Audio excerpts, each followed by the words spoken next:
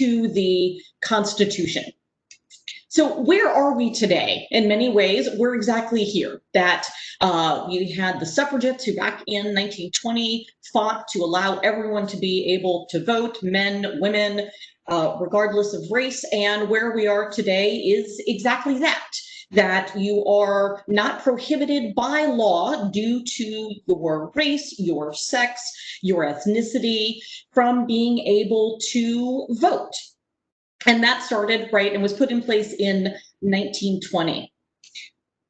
Where else we are today is that women in politics in 2020 are a fairly routine thing. While there's certainly not a huge number of it, we've seen a lot of things, and this year in particular really gave us some new, not only firsts, but also, again, hitting sort of high numbers of this. So for example, at the presidential level, I'm sure that many of you were following and can name, of course, all 23 people who ran in the Democratic primary.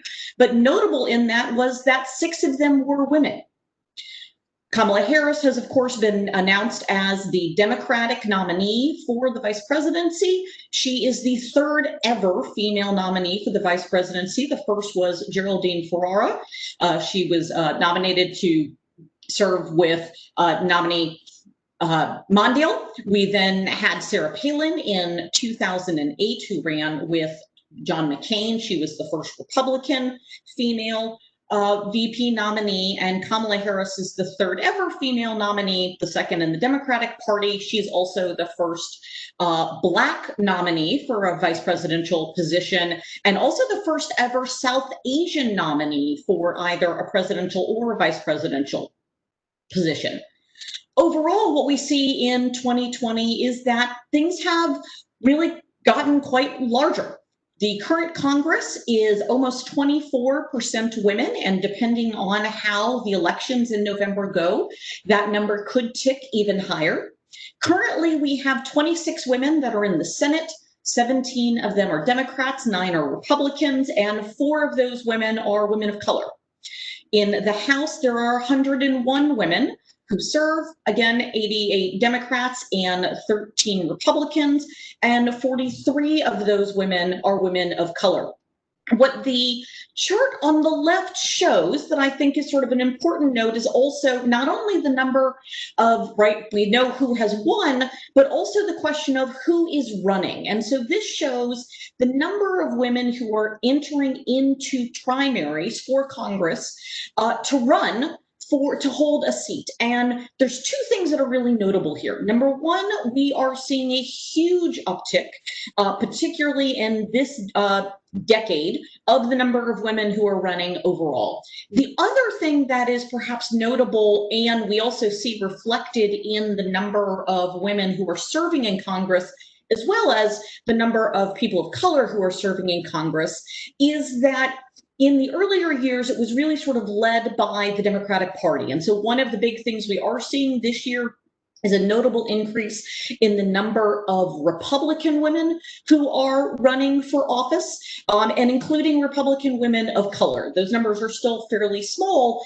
but they are growing. So just to give you an idea on that, of the 47 women of color who are currently serving in the U.S. Congress, only 1 of them is actually from the Republican Party. The other 46 are all Democrats. And so that is also an area where we're seeing change, and I think is something that we'll have to look for into the future. So within that, right, we're seeing really sort of a changing thing. Women are running for office much more. It is much more common to see women in office. I should also note that those who are most likely to vote are women as well. But, and there's always a but, it was kind of a long path to get here, and that's important, I think, to discuss what's still going on today. So the first thing to note is, yes, it is true that the 19th Amendment was ratified 100 years ago, but it only applied to white women, right? Black women were, of course, not able to really vote until 1965, when we had the passage of the Civil Rights Act in 1964, and then the Voting Rights Act in 1965 to get rid of state level and local level laws that put in place either explicit barriers to voting or barriers that were applied in a discriminatory manner based on race. But other parts that people aren't necessarily aware of is that, for example, Asian Americans could not vote at all in the United States until 1952. They were barred under a different set of laws and were not affected in many ways. And it was thought that the post-Civil War slavery amendments did not necessarily apply to anyone but African Americans. Similarly, it took until 1957 that Native Americans, of course, the indigenous Americans who lived here before this was America, were not granted the right to vote in all states until 1957.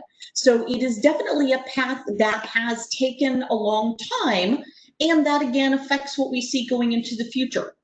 There's also the fact that current voting laws and procedures can at times disproportionately burden women, people of color, and particularly women of color, in part because of, number one, we are one of the few countries in the world that does not actually make Election Day a holiday.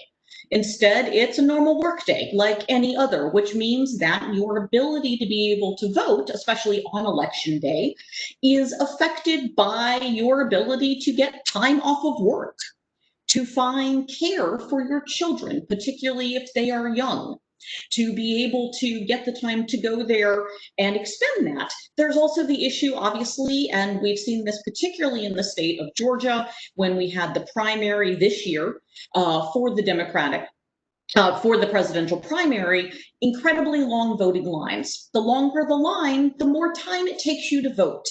And many times, longer voting lines are happening disproportionately in neighborhoods that are more working class, where the poverty level is higher, and where also there are more likely to be higher numbers of non-white voters living.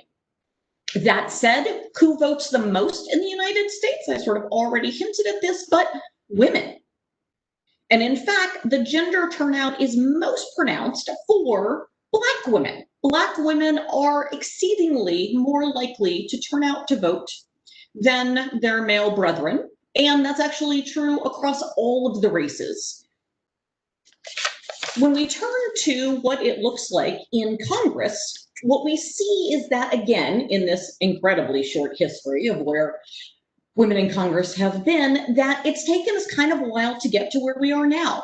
So the first woman to ever be elected to Congress was in 1916.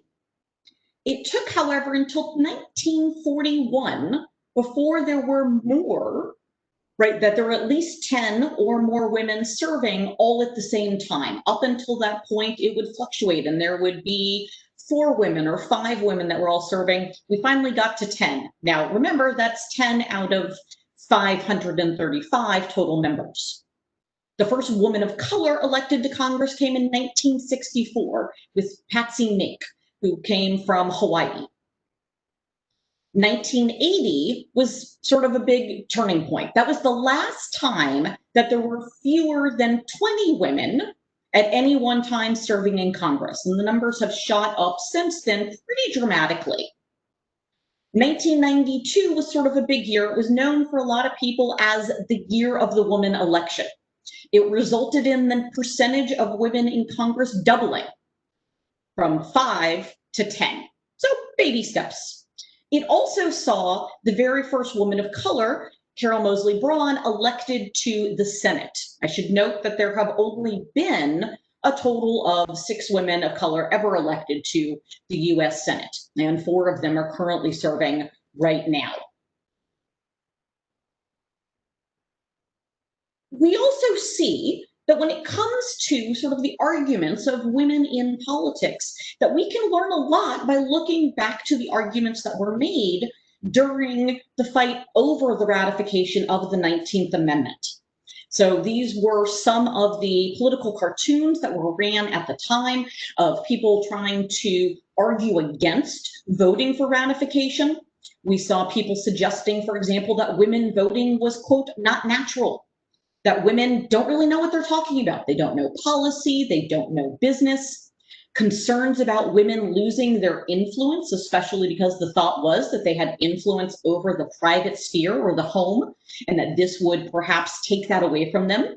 We also saw, which is things that we sort of still hear today, the suggestion that the woman expressing her point of view, being involved in politics, makes her sort of a nagging spinster who no one really wants to listen to, and other issues. And so the question is, how does that then affect us where we are today? One thing that's very important comes with questions about substantive versus descriptive representation. Studies continually find that citizens want to have institutions representing them that reflect and look like them. Now, the question is, why?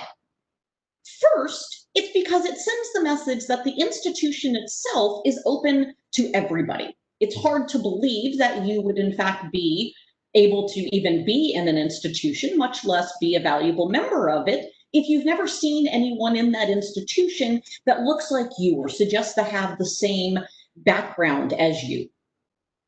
Second, there's the question of how can the lawmaking body, if it is trying to pass policies and ensure that it's taking a wide variety of vantage points into effect, do so if it doesn't in fact have members that reflect these different vantage points. And we see this in fact in a comparison of both a fairly recent political cartoon, as well as, again, one of the arguments from the suffragettes, right? The suffragettes were arguing that moms are the ones worrying about children, right? They are most concerned about the schools, children's health care, ensuring that they are being taken care of.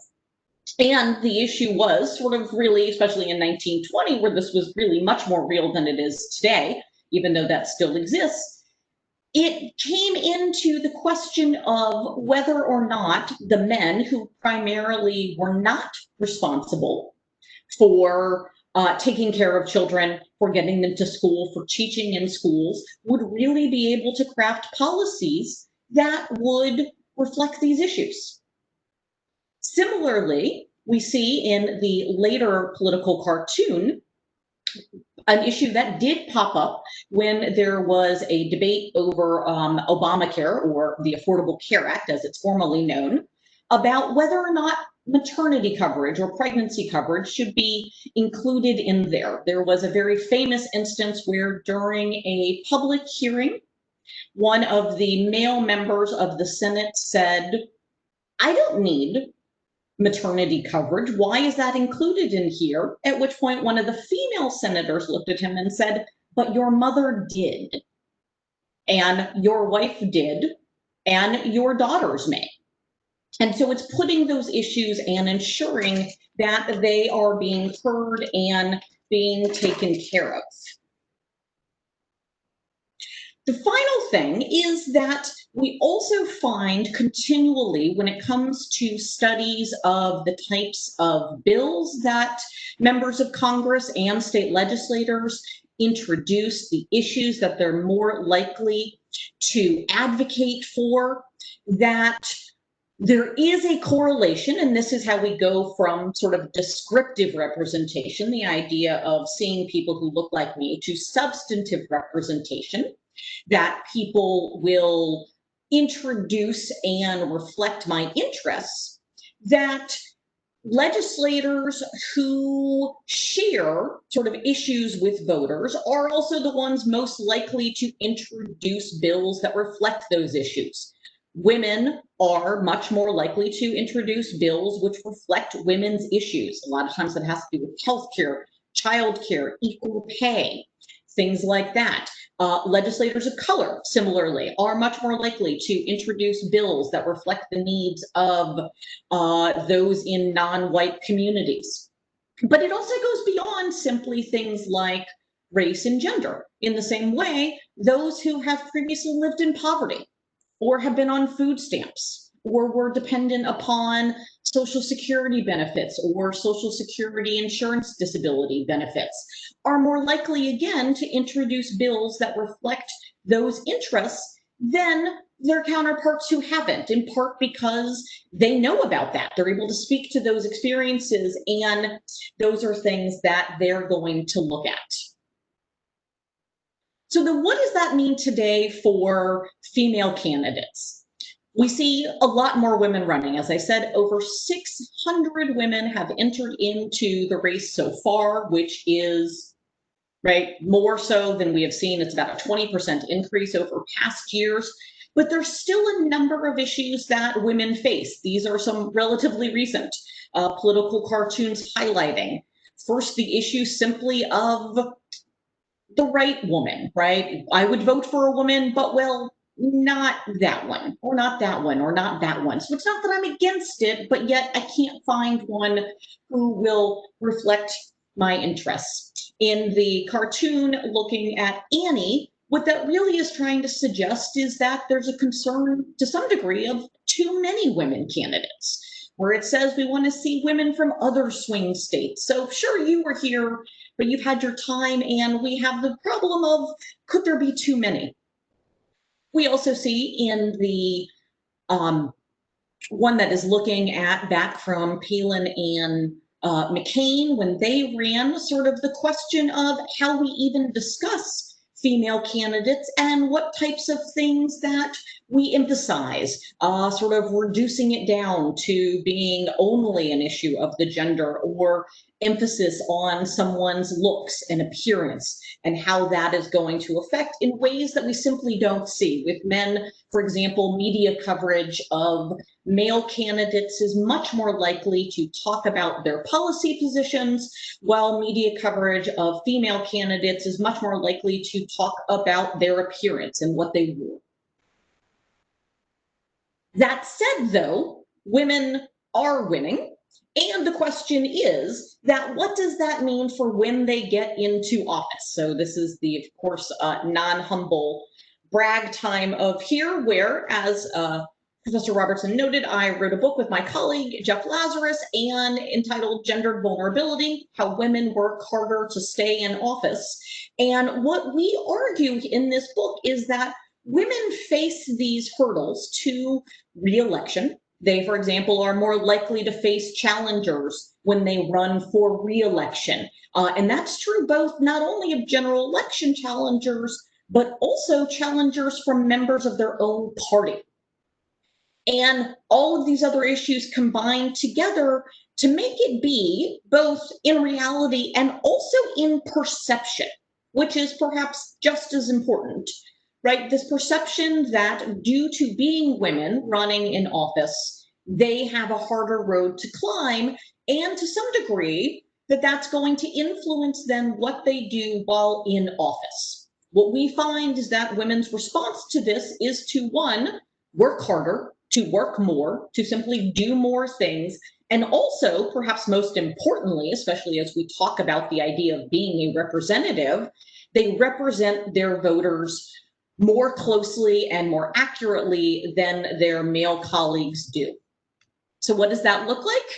For example, they bring more money back to their districts, and this is true whether we look at the House of Representatives or the Senate. It's true whether or not we look at the number of earmarks that they're securing for either their district or their state, or if we look at the amounts of money. And as you might notice, particularly in the Senate, the women of the Senate, of which there are nowhere near as many of them, do a really phenomenal job of getting money back to their states, to degrees that, in fact, it used to be that Olympia Snowe was so supremely successful at this. She was the senior senator from Maine for quite a while. Another way is that they spend more time on constituent relationships. So these particular charts are showing you basically what it stands for is how often do members of Congress communicate with their constituents, let them know what's going on. And as you see, women do that much more than men. Similarly, women are much more likely to have more staff in the district, right? Districts, members of Congress have staff both in Washington, D.C. to help them work on legislation, to do policy work. But then, as many of you know, and may even have worked in some of these offices, they have offices back in their districts. And in the district offices spend much more time helping people on the ground, helping people figure out how to sign up for Medicare, how to sign up for Medicaid, how to ensure that they're getting their Social Security checks, addressing various issues that are affecting them. And again, women are much more likely to put staff into the district than their male colleagues. Finally, when it comes to legislating, so the actual work that happens are more so up in DC, what we see is that women, again, are both doing more on this front, but also doing more in a way that links more closely to what their constituents want and need. So again, what this chart shows is that women members of Congress are much more likely to vote on the floor of their chamber in a way that looks much more closely aligned with the preferences of their constituents. Similarly, when women introduce bills, those bills are much more likely to reflect the interests and needs of their constituents. And that's true across the board. So we looked at this not just overall, but also in looking at sort of broad categories of issues that different districts might care about. Is it a primarily rural or agricultural district? Is it one that has a lot of military installations? Is it one that has a lot of people that are involved in industry as opposed to, for example, technology fields? And in each of these categories, we found not only were women more likely to introduce bills in this area, but it was more likely to reflect the interests of their constituents. And so partly what that then leaves us with is today. Right now, the women who are in Congress across the board, Republican, Democrat, do in part because of this concern about women even being in office, of how good they're going to be, concerns from party elites about whether or not women should be in office, at times concerns from voters about whether or not women should be in office. The result is that women feel this gendered vulnerability, and they respond to it by, well, being better representatives. They are much more likely at this moment, because of that gendered vulnerability, to reflect the interests of their constituents and ensure that they're doing everything they can to bring the most things and the best things back to their districts. Now, what does that mean for the future? In some ways, right, might we see women become more like men, maybe not showing this same gap as more women get into office? Yes, possibly.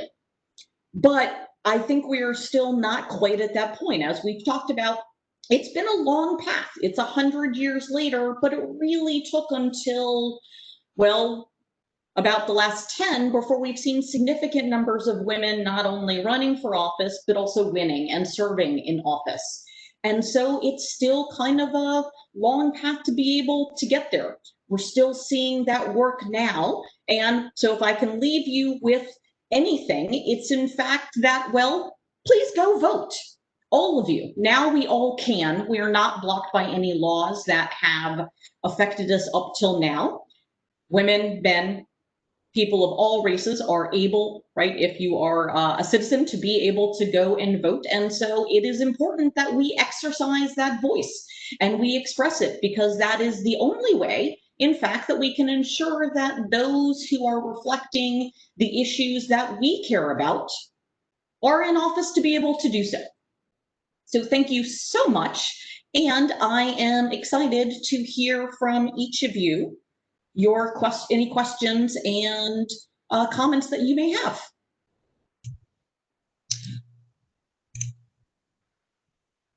Let's see here. Okay, Professor Steigerwalt, sorry, I had a problem unmuting there for just a moment. Hey guys, students, I'm not seeing enough questions. I got one sort of technical question, but I'd like to see some substantive questions. So maybe I can inspire a few questions. All right, so I'll pose one, and I bet they would love to hear the answer. What do you, this is just kind of your own professional opinion. What impact do you think the inclusion of a woman of color on the Democratic presidential ticket, what do you think that could have on turnout? I think it's going to have a huge impact actually on turnout in a couple of ways. So number one, there is the fact that particularly for the Democratic base, the probably most stalwart and most likely to turn out group of voters that make up the Democratic base are in fact Black women. And so by nominating a Black woman as vice president, it is in fact a signal of reflecting and recognizing that they are an integral part of the party and how much they bring to bear on that, as well as ensuring that their policy views are heard. I think for other members of the Democratic Party, it is similarly energizing, showing that the party is moving past, to be perfectly blunt, right, the Democratic Party was in fact the party of segregation and was the party of not wanting to pass the 19th Amendment, of being against, being on the other side of the Civil War. And so again, this is a way to sort of show the party has moved past that as time has gone on. It also potentially has the possibility of inspiring turnout on the other side as well. One of the things that we know, it's both somewhat true in voting records, but it is very true when it comes to voter perceptions, is that voters generally perceive of female candidates of being much more extreme, particularly to the liberal side, than male candidates. That's one issue that a lot of people have proffered for why we have not seen such success with female candidates on the Republican side, is because they're viewed as much more moderate, if not liberal, than the male candidates. And so that could have, right, particularly for those that are worried about seeing someone who's very liberal in office, it could also energize turnout the other way. And I believe, I've had some folks comment before that, oh, Biden's just, playing identity politics or something like that by choosing a woman of color. And my rebuttal to that was it's reciprocity. It's women of color have done quite a lot for the Democratic Party. And I know that, and this is, in some ways a reward for that. And I believe African-American female voters were a significant contribution to the fact that a Democrat holds a Senate seat from Alabama. Correct me if I'm wrong, but... No, that is completely true. They sort of single-handedly are the reason that Doug Jones is currently in office. Right. Why do you, just kind of coming off of that, I do see one student question. Coming off of that, why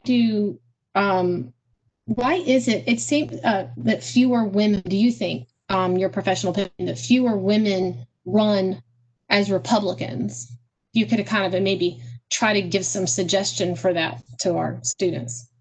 That is actually an excellent question, and it is definitely, so I will give a plug actually for Political Rewind. Ironically, I was actually on this morning doing a panel in part with Julianne Thompson, who is really an advocate for getting more women to run on the Republican side, particularly in Georgia. And that was one of the big topics that we were discussing. And I think it's a couple of different things.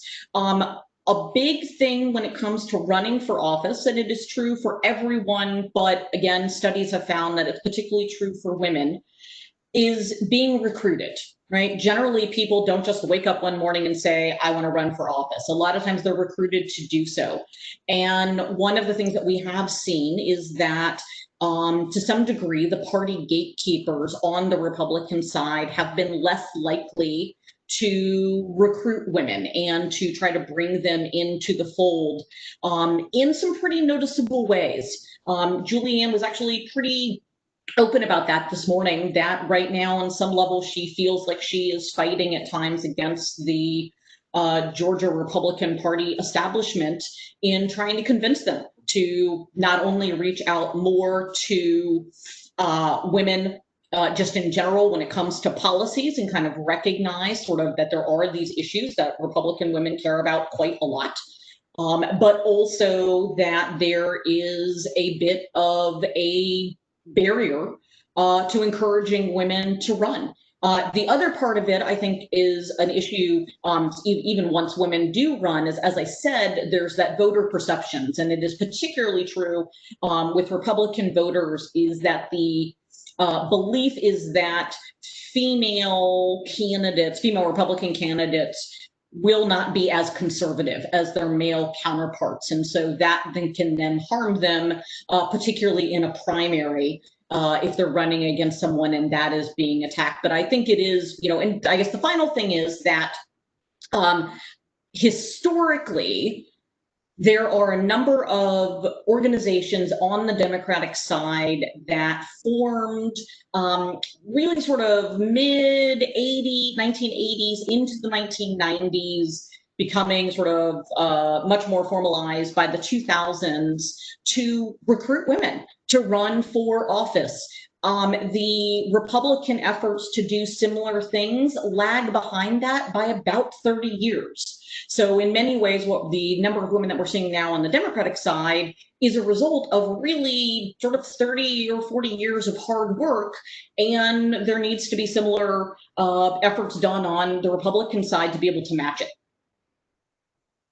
Yeah, in fact, I think it's Emily's List that is one of those organizations that recruits and supports women candidates. Exactly. So there's Emily's List, and they specifically recruit Democratic candidates. In Georgia, there's an organization that's led by Melita Edwards that is called Windlist, which focuses on, again, recruiting female candidates to run on the Democratic side, particularly for the state legislature. And they've been around about 20 or 25 years at this point, whereas sort of similar organizations on the Republican side are really in their infancy. Okay, thank you. We do have some student questions, so that's good, and maybe quite a few actually. So one question is kind of just solely your opinion, and you can choose to share that or if you want to or not. I think I'm reading this correctly. Is it time for a woman, and there's a little bit of a typo there, to be in the VP position? I'm not quite sure what the student is asking, but is it time for a woman in the VP position? I'll let you interpret that a little.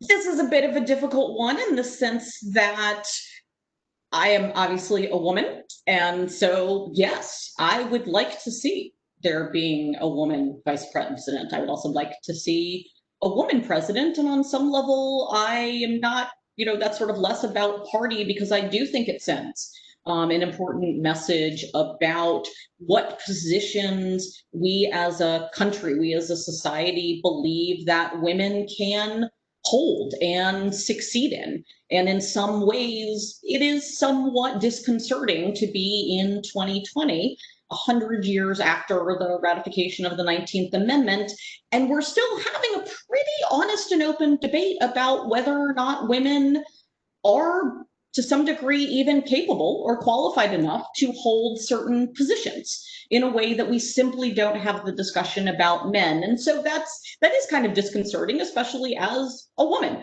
who, tries to have a career and is wanting to be seen and taken seriously, and not have it be that what I'm offering is somehow dismissed simply because of my sex. And so, yes, I do think in that sense, it sends an important message, and that we have to be cognizant, right, of what we're trying to say. I think the other side of it, though, is that a lot of the women who have run, and studies find this, are incredibly qualified. So the fact that we're having these debates about the qualifications of women candidates also becomes frustrating, because many times they bring, honestly, and this is sort of from objective data and a number of studies that I've done, as well as a lot of my colleagues, they're more qualified than the men that they're running against. But still, there is this question about their qualifications or their fitness for office. And so it will be nice when we've moved past that, both for women as well as people of color. Yeah, I can testify to that. And often a lot of that perception even comes from women themselves. I had a female colleague that in 2016, talking about voting for a woman, said, I don't think women are just too emotional to be president. So yes. That was in 2016. I got a question from one of our fellow professors. Is there a difference between the election of female candidates in different regions around the country? In other words, is there a particular region or state that appears to elect the most female candidates? And if so, why? Do you have that information? So one of the ones that I can speak to, so if we look at the state level, the leader in this is actually Nevada. So Nevada currently has a majority female state legislature. They also have more women in their congressional delegation. And so that is, definitely what they're really sort of the leaders on this. And we're the first ones where we saw that happen. It happened in 2018 that the legislature became majority women. Otherwise, I would say in general, we see more female candidates, again, in part because there's such a it is overlaid with party and party recruitment efforts that we do see more women running in states that we might categorize as blue or Democratic. So we see more women running. And then as that breaks down in sort of regions, that means that we see more women running, for example, on the West Coast, in the Northeast, than perhaps, right, in comparison to the like the South. Okay, cool. Thank you. Another question is, and you probably heard this one before. Do you think, so how much do you think Hillary Clinton being a female impacted her, loss? Do you think had it been a man, would that have impacted the 2016 outcome? An excellent question that I think many people are trying to answer. So on the one hand, what I do think is most interesting about the 2020 election, and particularly the 2020 Democratic primary, is that it was very clear, especially based on polls about voters' thoughts of who was most electable, right? Which really means who they think their neighbor is most likely to vote for, or other voters. That was definitely the perception, right? This belief that in many ways, Hillary, being a woman, affected her ability to be able to run. And so there was need for someone who was kind of a safe, broadly candidate who would be broadly sort of representative, but also palatable to other voters. I think the flip side of that is we do see that definitely, again, studies that have been run looking at sort of, for example, media coverage of the election in 2016, the ways in which the different candidates were covered, that there was a very gendered component to the ways that Hillary Clinton was discussed as opposed to either the other male candidates running in the Democratic primary or the Republican primary, and then also against Donald Trump. And certainly there were some gendered components to some of the arguments that were raised right during the general election. And so I do think that that's some of it. I think one of the things that, again, comes through in a lot of studies is this question of woman as commander-in-chief. When there are studies looking at sort of leadership qualities, of ways to describe women, even a simple study of saying to someone, describe, right, the first picture that pops in your head of a leader, or describe the first picture that pops in your head of a president. Well, to have someone pop in your head as a picture of a president is probably going to be a man, in part because there never has been a woman president. So that's not going to be top of mind, that we're going to have that thought first, right? Most of the leaders still in lots of areas are that. And so that gets it into it. And that becomes even more difficult, I think, when we get into the question of commander-in-chief in the military, especially because it is only fairly recently, again, that women have been able to widely even serve in the military. Thank you. And I think also Hillary Clinton, what a lot of people don't realize that maybe you and I realize, a lot of our students that are young, is that Hillary Clinton had been vilified for decades. And so when she ran for office, she had all that vilification attached to her. And I would say that she was vilified way more than Bill Clinton was ever vilified. And she was, when she was the first lady and she stepped into a policy role, the response was, how dare she? Yes, and another part actually, I was going to say another thing to follow up on that, which is actually really fascinating, is that her approval ratings, right? Hillary Clinton's approval ratings, when she is actually in office. So for example, because she served as a senator from New York, she then also served as Secretary of State. Her approval ratings when she was in those positions were some of the highest in the nation. She was many times the top of the list, actually, of sort of Time's most admired person. When she runs, though, for positions, her approval rating plummets. And so in many ways, her actual actions are like seen as being very positive, but it's that running, it's the as I think some of the questions have sort of asked about kind of the different ways that maybe women are being treated or put, it's the claim that somehow the woman is being overly ambitious.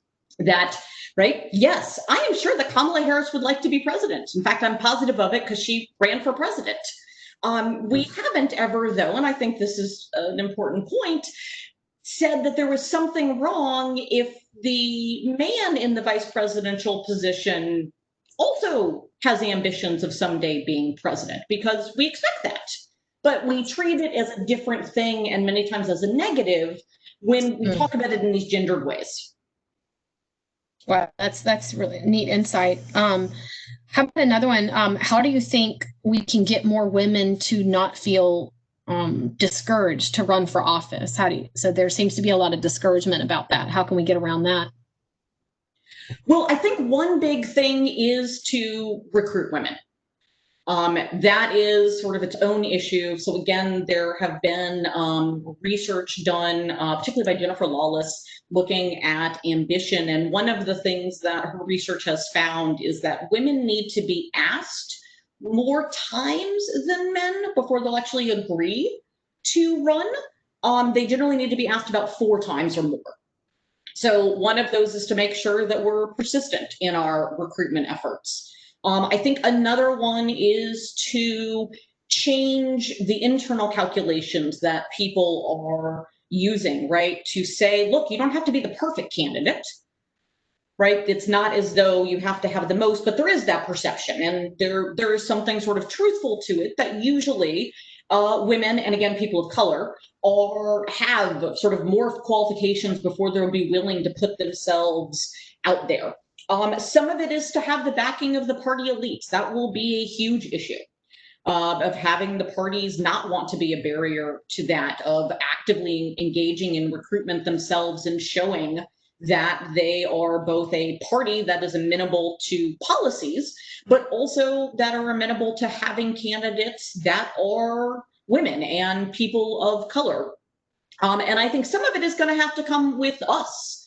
It's going to have to come with changes of decreasing what are our expectations of candidates, how it is that we judge them, what are the sometimes unconscious biases that we don't realize that we have, that we then input upon those that are running. One of the things that is really interesting, and again, we see this sort of starting on the state level, but there is the most number of women ever right now running for the state general assembly here in Georgia that have children under the age of 18. And that is a huge shift. So that is also one thing, right? I'm not sure how many of you know this, but so Nancy Pelosi is, of course, the most powerful woman in the nation. She's second in line for the presidency as Speaker of the House. But she's also very open about the fact that she did not run for Congress until all of her children were grown and out of the house. And caring for young children is a very difficult thing. It is also one where the burdens do fall more heavily, many times on women, even when they have great partners. But there's also an expectation by a lot of the public. Women who have young children and are running for office get questioned about it much more. How can you be away from your children? Why are you not spending that time? And so that's, again, sort of this shift both to convince women and to show that there are support in place for them to be able to do that. And then also for the voters to respond to it in ways to suggest that that is not a problem, or that there's some reason to now discount the woman because she has young children. Yeah, it's hard to go to the soccer game if you're canvassing. Definitely. And among other issues. Do you see any this is another student question. Do you see any parallels in how the media or how Representative Alexandra Ocasio-Cortez is covered?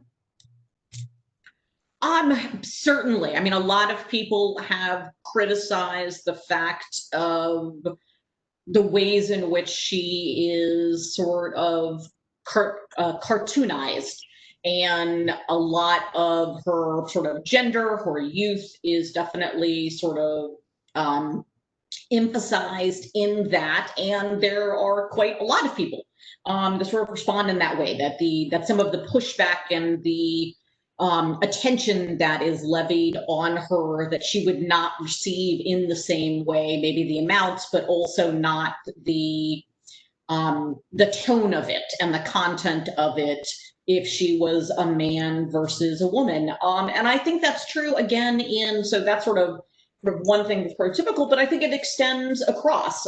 Again, even when we talk about this discussion of a woman being appointed for vice president, the idea that somehow it's not okay for a woman to be ambitious, but it is okay for a man.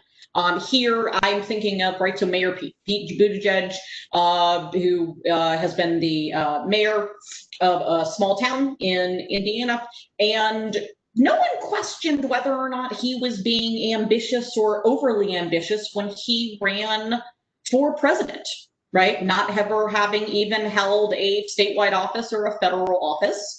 But those were claims that were levied against the women that were also running, all of whom, to be perfectly blunt, and some of this is a function of age, had lots more qualifications and experience than him. And so it's an interesting thing, the way that we do that and sort of don't judge. Nobody really thought twice on some level. That Mayor Pete thought that it made sense to run, but lots of people questioned, well, what background does Kamala Harris, who, remember, has been, the Attorney General of the state of California, which of course is one of the largest, right? If it was a country, it would be about the 7th largest in the world, including its GDP, right? She's also been a senator in the United States Senate, right? That seems pretty clear, right? That she's got a lot of things, and also the work that she had done before then in that lead up. And so again, we sort of see that. We see sort of similar things of who does AOC think she is, that she ran for Congress, right? Why does she think she deserves to be here? Again, we don't see those same types of questions asked as frequently or in the same type of way about men who are in a similar situation. Did you, somebody referenced a sneaker incident with Kamala Harris and asked if that was demeaning or not. Do you know what they're referring to? So people have been paying a lot of attention to what types of shoes she is wearing when she goes out on the campaign trail. And in particular, she's a huge fan of Chucks, right, of Converse sneakers. And also she's got a pair of Timberlands that she has worn. And I think there were, I'm not sure that I saw the side of it, but I saw some people hinting at it. I think there was some suggestion of, was she wearing appropriate clothes, right? Were those things that in fact a vice presidential candidate should be wearing to go explore, which is what she was doing. an area that has been engulfed in wildfires. And I think that there are a lot of people who would suggest that, again, sort of similarly, right? Well, number one, what other shoes would you wear to go to walk around, right? Unsafe, right? Areas that have, recently been hit by wildfires. And what does that, right? Why are we focusing on things like appearance, like clothing, right? That's not really a statement about, for example, policy positions, right? Or what is being done. Yeah, good answer. Other one, this gets into sort of support for President Trump. A student said, I heard on the news that white women are the biggest voters for Republicans and Trump specifically. Why do you think this is, considering that the Democratic side offers more help to women? So I should note, yes, so when it comes to sort of supporting Trump, white women did vote about 52% for Trump as opposed to for Hillary Clinton.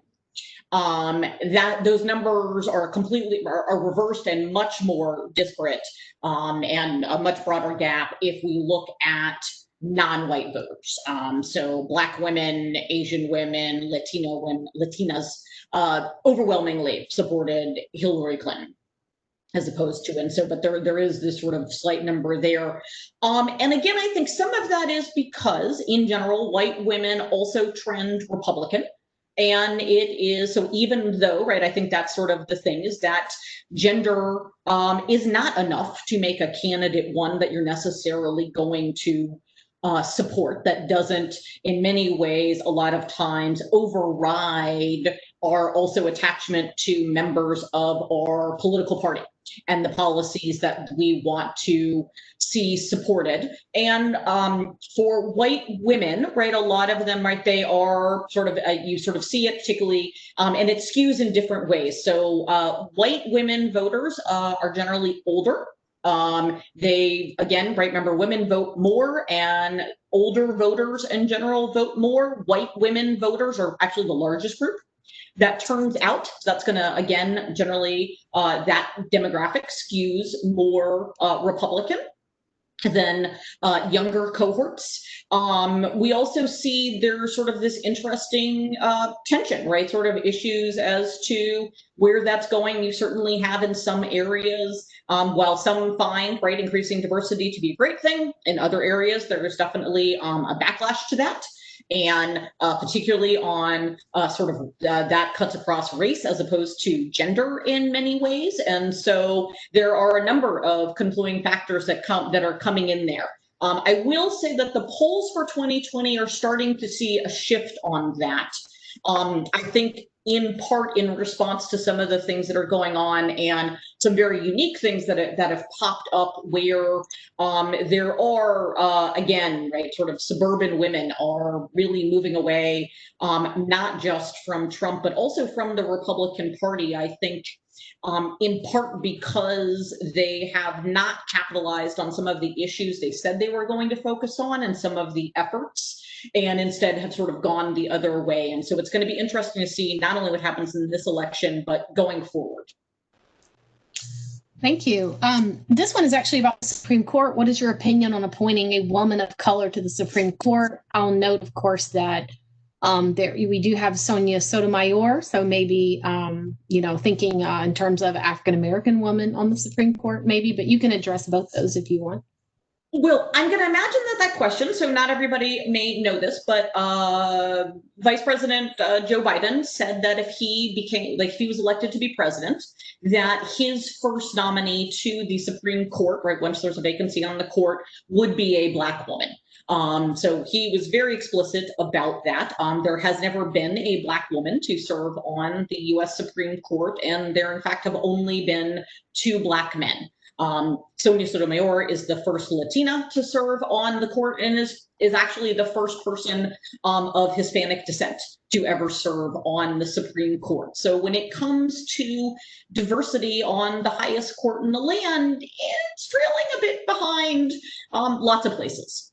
And so I would say that, again, right, there is both the descriptive and the substantive representation links. And I think that's one of the things that Vice President Biden was really hinting at, is that it's not that in some level, it's not simply about the substantive, but also making clear that, yes, right, this is a court which is open to all people in the nation, right? It is not one which is limited or only there for certain groups of people. And certainly one way to signal that is to put, right, obviously highly qualified people, but right, people on the bench who reflect the diversity of the nation.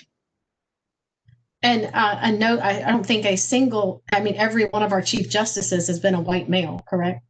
Yes, there has never been a chief justice that was not a male, and neither of the two men of color that have ever been on the court have been chief justice.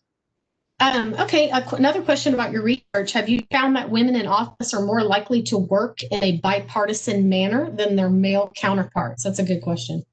That's an excellent question. So my research hasn't looked at that specifically. That said, there's a number of other people who have looked at that, and the answer is yes. There is definitely a lot of evidence that has been found in numerous studies that we see much more cross-party work being done by women who are elected in office, and it's on a couple of different levels. So there's both the informal way, in that there is, for example, Barbara Mikulski, when she was in the Senate, so starting back in the 1990s, had a women's dinner. And all of the women of the Senate were invited to them. And it was in ways, right, number one, to make them sort of feel less isolated, because especially when Barbara Mikulski was in office, there were only a couple of women. Right now we have, a larger number, even though it's still not right anywhere near even 0.25%. But right at the time, there were a much fewer number. And so, but also they then turn that into, right, more formally creating what is called the Women's Caucus. And so the Women's Caucus is all women who serve in Congress that are, regardless of party, and the Women's Caucus will put forth and support quite a lot of bills, which are ones that everyone can agree on. So not surprisingly, what they don't focus on are things like abortion, because that's where there's a lot of splits, but they have put forth lots of bills that have to do with things like, that's where all the equal pay bills have come from. That's where a lot of bills about paid leave and child care support, and the Family Medical Leave Act, right, support for that, and extensions to that. The Women's Caucus is behind the reauthorization of the Violence Against Women's Act, et cetera. And so we certainly have seen that. The other thing that other studies have found is that it's not always sort of bipartisan, but just in general, that women in Congress, and this women in state legislatures, and this is also true in research that looks at sort of organizations more broadly, such as in industries and things like that, that women generally, again, broad stereotypes, but the research sort of backs it up, work in a more consensual manner in general, that women find it less necessary to, for example, take credit for things. They're more worried about simply getting it done and getting it passed than sort of whose name is on the bill or who's getting the lion's share of credit. Okay. I do see one question here. What is your opinion on women feeling like men should not involve themselves in issues that impact women's rights? For example, the topic of abortion. I think that's a difficult question, right, that each person needs to offer from themselves. As you might have noted, there's very few things that I'm probably going to give my personal opinion on, and so I can instead sort of talk to the research or where the views are. But that is very much an issue that I think we're facing right now on a number of fronts, is to what degree can someone who does not have firsthand experience or is not directly affected by an issue weigh in on it? And there's a struggle in that. On the one hand, it is difficult, right? If you haven't in fact experienced something, or it is not a sort of part of your the worldview or your perspective or the things that color that, it can be difficult to understand the different sides of the argument. On the other side, right, which is not insignificant, no women voted to ratify the 19th Amendment because, of course, no women could vote. In the same way, there were no members of color or, again, really, voters of color who helped to pass and ratify the 13th, 14th, and 15th Amendments, because, again, there were not voters of color that were allowed to vote. The Civil Rights Act of 1964 was passed by an all-white Congress. A lot of, right, the Violence Against Women Act was the initial version of it back in the 1990s, was passed by an almost all male Congress. And so it is not necessarily a complete and total barrier. And there certainly are going to be people who don't have the lived experiences of others who are also, but are going to be concerned about the issues that are important to them and are going to be listening and hearing and trying to put in that. But there, on the other side, is sort of this concern of, you know, there's two things that happen. Number one, there is in fact a very real concern that, for example, as more women come into office, more people of color, that those who would originally have championed those issues say, oh, good, you can handle it. And that actually is in and of itself kind of problematic, right? That it gets shunted over and that now something that affects, right, well over half the country, such as, well, caring for children, right? That doesn't just affect women, but we call it a women's issue, right? We talk about that as that we have sort of handed over sometimes issues that affect urban areas, and it's suggested that that's a issue of, you know, to be handled by those who are people of color. Again, right, that's also concerning, right? And sort of this shifting and almost kind of not just tokenizing, but narrowing of these issues and where they are broad. But it also means that for those that are really worried about these issues, that's why sometimes they're like, look, we need you to listen to us because it's great that you're interested, but if you haven't actually ever, you know, gone to a gynecologist, you may not really understand what's happening, right? That there is sort of this discussion of, you know, what are the uses, for example, birth control is a very interesting one, right? Lots of women take birth control, but not for contraceptive purposes. It is the primary treatment for certain ailments that affect only women, and it's the treatment to take. And so it makes that discussion much more complicated if in fact that's also not something you're even really aware of, right, or not listening to. And again, that's the kind of knowledge, right, women have that knowledge because, well, we may be taking them for that reason, or may have friends that do, right, and we don't talk about those things publicly, so therefore it's kind of not surprisingly that men don't really know, right, what are all the uses of birth control, and that there are, in fact, you know, that more women take it for sort of treating of ailments and treating of illnesses and diseases than they do actually for, you know, contraceptive use. It's what we call off-label, but it's used for that more. And so that's where these sort of discussions can become problematic. So that's, I guess, the broad answer to that question. And I don't, so the question kind of implied something, and it maybe just, it was how it was worded, but we're not actually at the point where men are being excluded from the conversations. We are still at the point where women are being excluded from the conversations. So so I don't think that women want men excluded. Women just want to be included. And I want to reference the fetal heartbeat bill. If you recall, the committee that put that together, am I remembering this correctly, was all male except for the chair? That is correct. And it was a famous image where there was only one woman out of what looked like, 15 men. I might have my facts wrong there, my numbers, but. So it was, yes, so that was a bill. It was spearheaded by Renee Unterman, who is currently a Republican senator. She ran in the primary to be in the 7th district of Congress and lost, but is still currently a senator finishing out her term in the Georgia Assembly. And yes, she was one of the spearheaders of that. That bill was first, she really championed it through the Senate. And she is one of only 2 Republican women that serve in the Georgia Senate. All of the rest are white males. One of them did not actually, the other one did not actually vote for the bill, which is why she was not in that sort of famous picture that they took after it was passed. And so, yes, it was, that was sort of kind of used as this issue that, or sort of a statement that part of the issue is that women are still actually sort of asking for their seat at the table.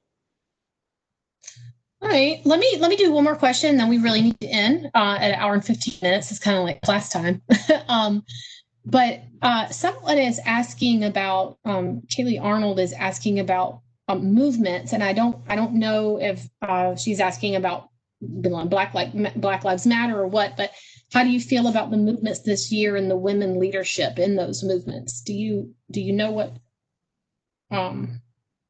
I guess maybe I can speak to that sort of broadly, hoping that I'm interpreting Kaylee's question accurately. So obviously, right, some of the big issues that have been going on this year, certainly sort of, I guess, like post 2018, there's certainly been the Me Too movement, which is one that is definitely led by women, sort of suggesting of women feeling more free to speak out about the ways that they have been either subjected to sort of sexist treatment or perhaps even sexual violence and assault. And then obviously this year, and particularly sort of starting over the summer and continuing now, we've had some sort of very open conversations about sort of racial justice and how it is that the police respond, particularly in communities of color and when faced with Black suspects, and whether or not, unfortunately, they might come out of that alive.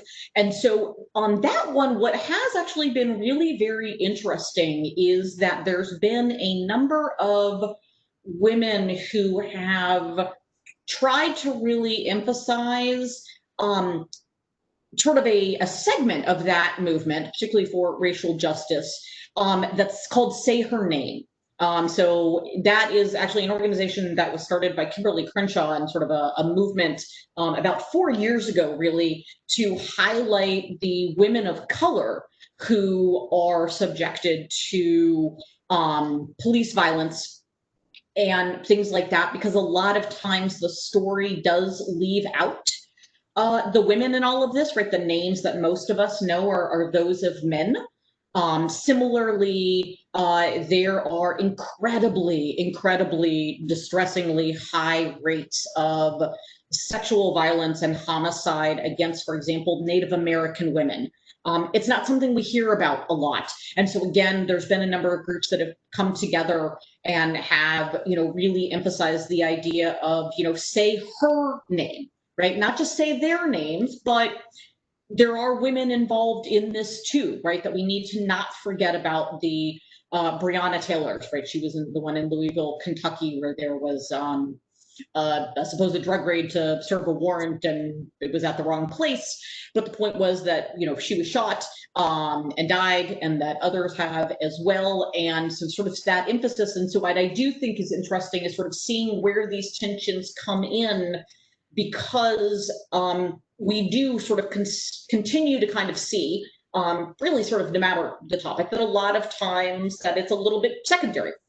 And so what we have seen, I think, is more women being willing to speak out of that and to express their leadership. I do think there's ways in which we've overlooked a lot of leadership by women in some really phenomenal ways. So for example, there's quite a number of women in the WNBA, number one, who are some of the ones who have been leading a lot of the protests, right? We definitely focus a lot on the NFL and of course Colin Kaepernick, but we've sort of overlooked the WNBA has been doing this for much longer. But there's also a number of members of the WNBA this year, for example, who have opted out of playing because they want to focus on issues related to social justice and racial justice, et cetera. And again, we have a tendency to overlook their efforts, right? We don't give it the same attention that we maybe give someone if he was a male player.